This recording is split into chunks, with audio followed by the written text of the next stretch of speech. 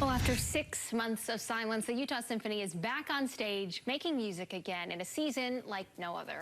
Yeah, exactly how one violinist feels about it, well, that's hard to put into words. How about instead a 140-year-old melody? Photojournalist Peter Rosen explains. Without a word. It transcends words. It transcends everything. Brahms spoke to Barbara Scowcroft. And I actually started to cry. Scowcroft plays the violin for the Utah Symphony. And since the beginning, I never wanted to be a soloist. That's all she wanted to do. I just got in that little orchestra in 4th grade and I thought, this is heaven.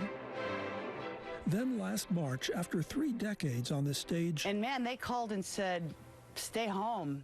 She couldn't. And I just got a chill. A pandemic was out of her control. As I started to practice, I think of it as stress practicing. But a violin was not.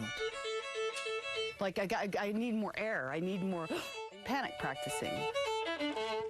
And for weeks, the musician stopped listening to music. I don't know if I was afraid to listen to it or I didn't want to think about it too much, but I was scared for many, many weeks that it would never happen again. Until while driving, tuned into Brahms. I was stunned at the beauty of this piece. And it stopped her in her tracks. Like go over to the side of the road. Eventually, I started to cry. It brought her to tears. I cried because of the depth of beauty. Now back together, but 6 feet apart from her colleagues. I was coming to realize that music is really essential. With a new appreciation for what she's been missing. Music is like spiritual air, sustenance. Scowcroft is back on stage. 1, 2, 3. And she's back in front of the Utah Youth Symphony she conducts and directs. How can I help those kids navigate this time for them?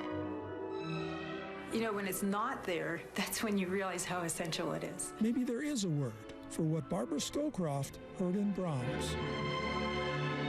Maybe that's what I felt, too, listening to it. Maybe I thought, wow, the world is not gone because there's this beauty in it.